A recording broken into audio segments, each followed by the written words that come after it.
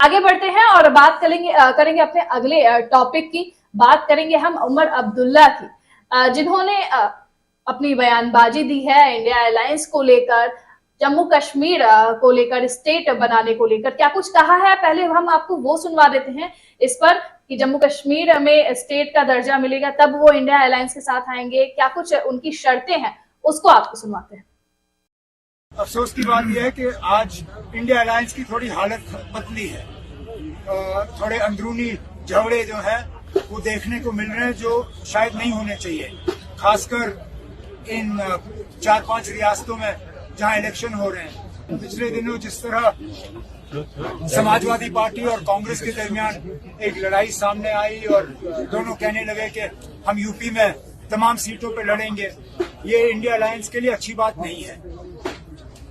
शायद इन state elections के बाद हमारी दोबारा मुलाकात होगी, बैठ के कोशिश करेंगे कि अच्छे से मिलकर काम करें। अगर उस हिसाब से देखा जाए तो ये तो तय है कि अप्रैल मई में यहाँ पार्लियामेंट के इलेक्शन होने हैं। जाहिर सी बात है, नेशनल कॉन्फ्रेंस का नायब सदर हूँ, मेरी जिम्मेदारी बनती है कि उन इलेक्शनों के लिए मैं अपनी तंजीम को तैयार करूँ। और उस सिलसिले में मेरा सिर्फ शुमाली कश्मीर के दौरे नहीं लग रहे, श्रीनगर के आसपास भी, जनूबी कश्मीर, और पिछले दिनों में अभी पूंछ से वापस आया हूँ। ये भागदौड़ का सिलसिला जो है ये चलता रहता है सर। और इलेक्शन की तैयारी तो जाहिर सी बात है हम कर रहे हैं, लेकिन बड़ी बात यह है कि जो इलेक्शन होने चाहिए थे वो इलेक्शन हो नहीं रहे। सुप्रीम कोर्ट ऑफ इंडिया के सामने बलदियाती चुनाव की बात हुई, पंचायतों की बात हुई,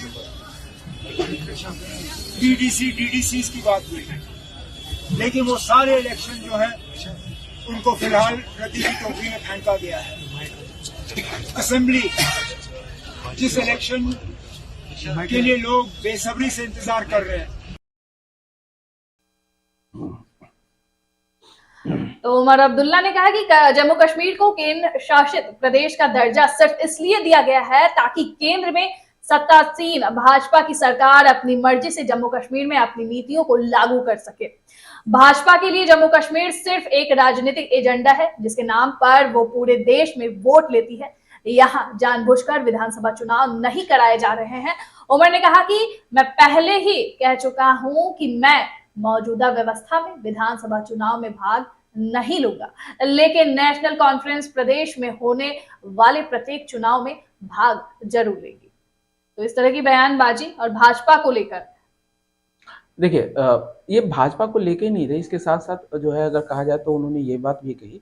देखिए ये जो है वो पूरी तरह से आरोप जो है वो शुरू से, सिर्फ नेशनल कॉन्फ्रेंस नहीं, वहां पर पीडीपी भी इसी तरह के आरोप लगा रही है और मांग कर रही है, आरोप लगा रही है। अगर गुलाब नबी आजाद ने भी इसी बात को कहा है कि जम्मू कश्मीर को फिर से राज्य का दर्जा वापस करना चाहिए।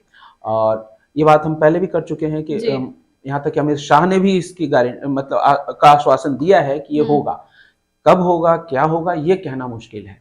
लेकिन अब यहाँ भी वही खेल होने वाला है, या जिसकी बात उमर अब्दुल्ला कर रहे हैं, जो काम केजरीवाल जी ने दिल्ली में किया था। जब दिल्ली सर्विस बिल आया था तो कांग्रेस के साथ उन्होंने कहा कि हम तभी जो है गठबंधन में शामिल होंगे जब आप जो है इसका समर्थन बिल का समर्थन संसद में करेंगे।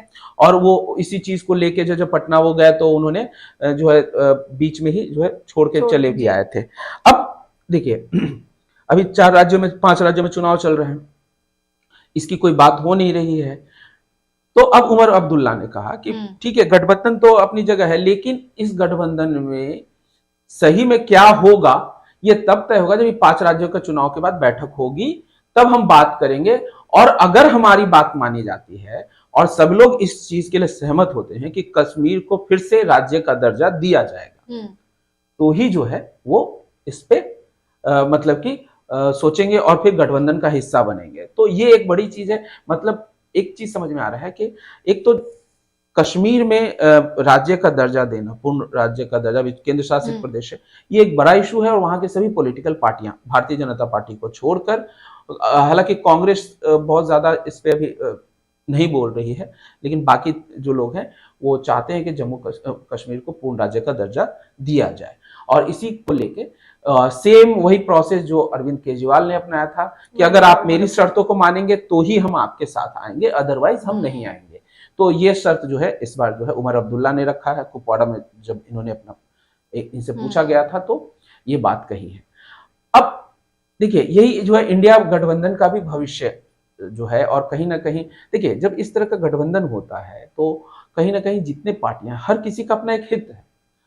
अब वो हित अगर पूरा नहीं होगा तो उस पार्टी में, उस गठबंधन का हिस्सा बन के भी क्या फायदा। बिल्कुल, कहीं ना कहीं उमर अब्दुल्ला की बात, अरविंद केजरीवाल की बात, और उधर अखिलेश यादव की भी नाराजगी सीटों को लेकर मध्य प्रदेश में, और इंडिया अलायंस के ऊपर सवाल अब उठ रहा है धीरे धीरे कि क्या गठबंधन कब तक चलेगा। और लगातार जो इसके मेन अध्यक्ष जैसे मल्लिकार्जुन खड़गे की बात कर ले, तमाम जो बड़े नेता है उनके द्वारा यही नाराजगी है, दूर हो जाएगी।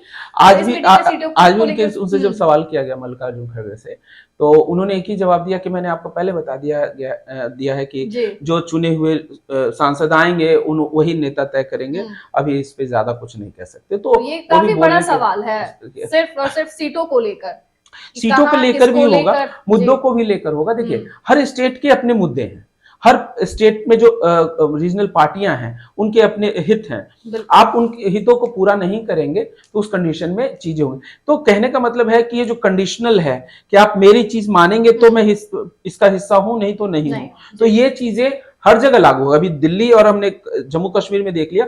देखिए आने वाले समय में आपको ये चीज हो सकता है महाराष्ट्र के साथ भी कुछ ऐसा हो, बिहार के साथ भी हो सकता है कि हमारे हितों को अगर आप नहीं सुनेंगे तो हम नहीं रहेंगे।